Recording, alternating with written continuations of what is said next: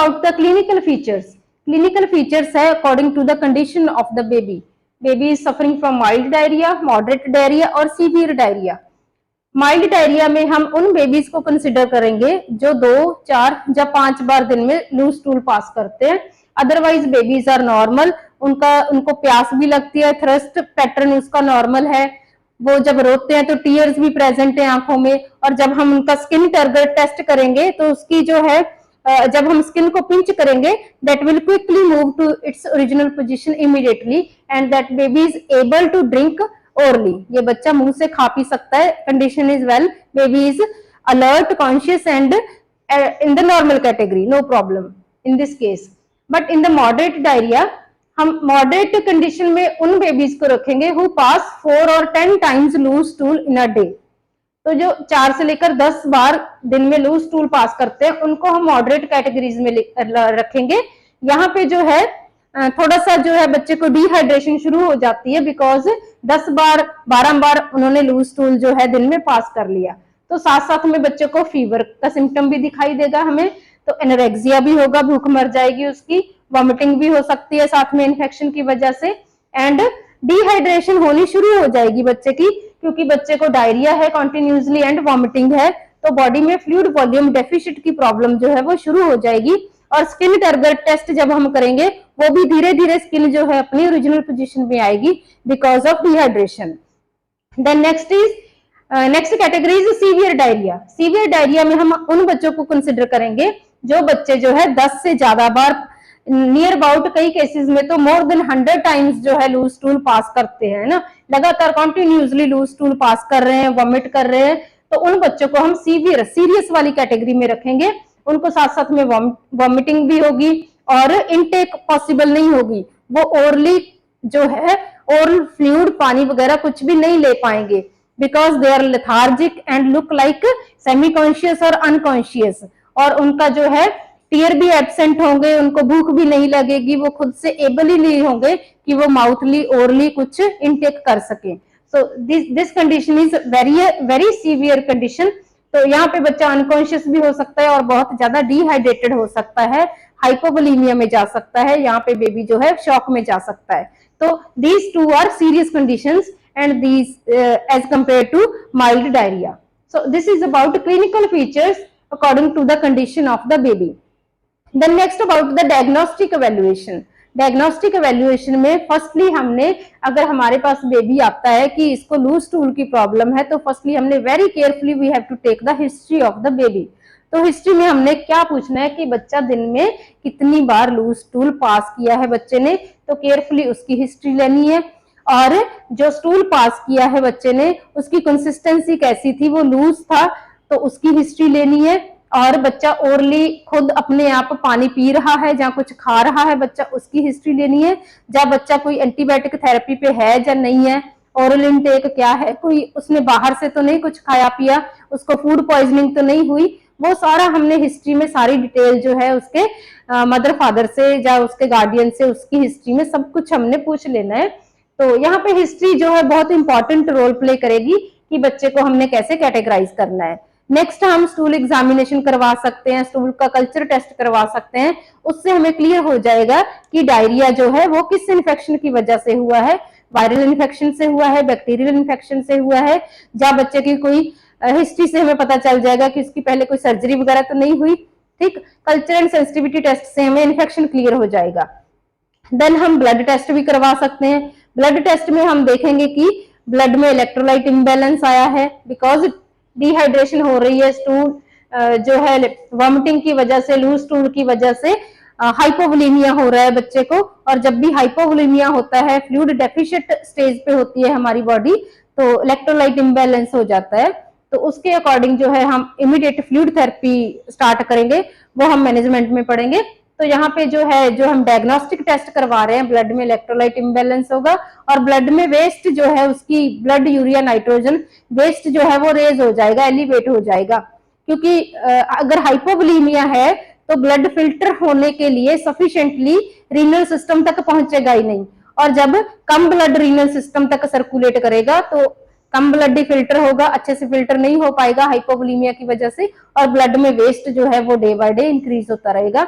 तो ये हम डायग्नोस्टिक एवेल्युएशन के थ्रू जो है डायरिया का कंफर्म डायग्नोज कर सकते हैं, हिस्ट्री से, फिजिकल एग्जामिनेशन से, साइन एंड सिम्टम से, और जो है स्टूल का कल्चर टेस्ट करवा के ब्लड में देखेंगे हम WBCs बढ़े हुए हैं बिकॉज बच्चे को इन्फेक्शन के बाद ही डायरिया हुआ है। So this is all about the clinical features and diagnostic evaluation of the diarrhea. Next is about management of diarrhea. कि डायरिया का पेशेंट अगर हमारे पास आता है तो उस कंडीशन को, उसकी कंडीशन को हमने कैसे मैनेज करना है। तो मैनेजमेंट के जो गोल हैं, first of all fluid replacement, कि अगर मॉडरेट डायरिया वाला बच्चा हमारे पास आता है, सीवियर प्रॉब्लम वाला बच्चा हमारे पास आता है, तो उसको डिहाइड्रेशन की प्रॉब्लम होगी because of loose stool and vomiting, तो उसकी बॉडी में फ्लूइड रिप्लेसमेंट हमने कैसे करनी है। सेकंड एम है हमारी मैनेजमेंट का प्रिस्क्राइब्ड ड्रग्स, कि उस बच्चे को डॉक्टर ने क्या एडमिनिस्टर करने को बोला है, कौन सी मेडिसिन, वो हम एज अ नर्स जो है प्रिस्क्राइब्ड मेडिसिन देंगे बच्चे को। एंड थर्ड हमारा एम होगा कि बच्चे का न्यूट्रिशनल स्टेटस जो है वो मेंटेन करके रखें हम। और next is prevention of further infection and education to the parents. So these are the headings you have to write and explain it one by one. Then first is fluid replacement, कैसे करेंगे हम, यहाँ पे बच्चे को हम ORS therapy देंगे, oral rehydration solution जो होता है, जो हम घर पे भी बना सकते हैं। उसमें क्या होता है कि 1 लीटर पानी लेकर के उसे अच्छी तरीके से बॉयल करना है और उसके बाद अच्छे तरीके से उसे रूम टेम्परेचर पे लेके आना है। उसमें जो है फ्रिज वगैरह में उसे ठंडा नहीं करना, रूम टेम्परेचर पे लेके आना है आफ्टर बॉइलिंग। और उसमें 2 टेबलस्पून जो है हमने शुगर ऐड करनी होती है, 1 पिंच जो है सॉल्ट ऐड करना होता है, और कुछ ड्रॉप्स जो है लेमन के ऐड कर सकते हैं हम, लेमन जूस के, that act as a anti emetic drug, है ना। तो ORS जो है, ORS यहाँ पे काम करेगा, ओरल रिहाइड्रेशन सोल्यूशन, रिहाइड्रेट करने के लिए, डिहाइड्रेशन को कंट्रोल करने के लिए। तो ये पैकेट भी आते हैं सिविल हॉस्पिटल में, फ्री ऑफ कॉस्ट ये मिलते हैं, और ये हम घर पे भी बना सकते हैं, जैसे अभी हमने डिस्कस किया। ये बहुत अच्छा जो है बच्चे को रिहाइड्रेट करने का तरीका। और बाकी जो अगर सीवियर वाला केस है, ORS से वो ठीक नहीं होगा, then we have to maintain the IV line. तो उस बच्चे को हम IV थेरेपी देंगे, उसमें हम रिंगर लैक्टेट सोल्यूशन दे सकते हैं बच्चे को, D5 दे सकते हैं बच्चे को, according to the condition of the patient. Severe cases में हम 100 ml जो है पर kg पर बॉडी वेट जो है फ्लूइड थेरेपी बच्चे को देते हैं। Then next is prescribed drugs. Drugs में जो है डॉक्टर ने जो रिकमेंड की हुई है antibiotic therapy to treat the infection. ये इन्फेक्शन के बाद अगर बच्चे को डायरिया हुआ है तो एंटीबायोटिक थेरेपी देंगे, और एंटी मोर्टेलिटी ड्रग्स भी दे सकते हैं अगर बच्चे की इंटेस्टाइन में जो है पेरिस्टाल्सिस मूवमेंट बहुत ज्यादा हो गई है, उसकी वजह से डायरिया हुआ है बच्चे को, तो एंटी मोर्टेलिटी एजेंट्स देंगे। जो है बाइंडिंग एजेंट दे सकते हैं, बिस्थमस है इसकी एग्जांपल, वो इलेक्ट्रोलाइट लॉस नहीं होने देता, है ना, ठीक है। जिंक थेरेपी दे सकते हैं बच्चे को, वो एनर्जी लेवल जो है बच्चे का बनाए रखेगी। तो प्रिस्क्राइब्ड ड्रग देनी है according to the prescription of doctor. Then next is nutritional status.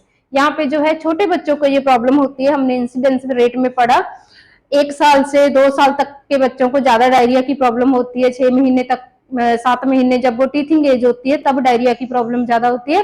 तो यहाँ पे वो वाला बच्चा जो है ब्रेस्ट फीड पे होगा, तो हमने मदर को एजुकेशन देनी है कि वो अपनी फीड बच्चे को दे, बॉटल फीड ना दे, ताकि बच्चे को इन्फेक्शन के फर्दर रिस्क हम रिड्यूस कर सकें। तो न्यूट्रिशनल स्टेटस जो है बच्चे का मेंटेन रखना है। और अगर बच्चा 6 महीने से ऊपर है तो बच्चे को हम जो है मैश्ड बनाना दे सकते हैं, राइस वाटर दे सकते हैं, सॉफ्ट कुक्ड राइस दे सकते हैं, और स्पाइसी फूड अवॉइड करेंगे। तो ये बच्चे को हम फ्लूइड थेरेपी के साथ साथ उसका न्यूट्रिशनल स्टेटस भी मेंटेन रखेंगे।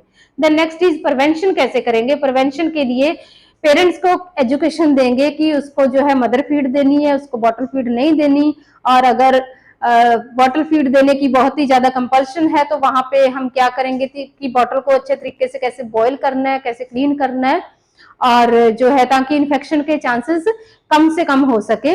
और जहाँ मोस्टली हम क्या करेंगे कि कटोरी जो स्पून से ही फीड दे, क्योंकि वो है उसे क्लीन करना, उसे बॉईल करना इजी हो जाता है as compare to plastic utensils. Then educate करेंगे फैमिली को वैक्सीन के बारे में, जो है हम रोटा वैक्सीन है जो बेबी को डायरिया से बचाती है, उसके रिलेटेड एजुकेशन देंगे, और वीनिंग डाइट के लिए एजुकेशन देंगे to boost up the immunity of the child.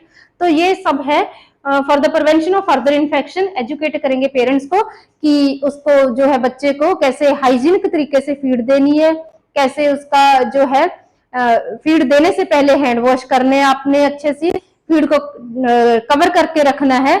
और ऐसे ऐसे जो छोटे छोटे पॉइंट हैं जो हर एक हम डिजीज कंडीशन में प्रिवेंशन ऑफ इन्फेक्शन में लिखते हैं जब फैमिली को एजुकेशन देने हैं, वो सारे आप इसमें लिस्ट कर सकते हो।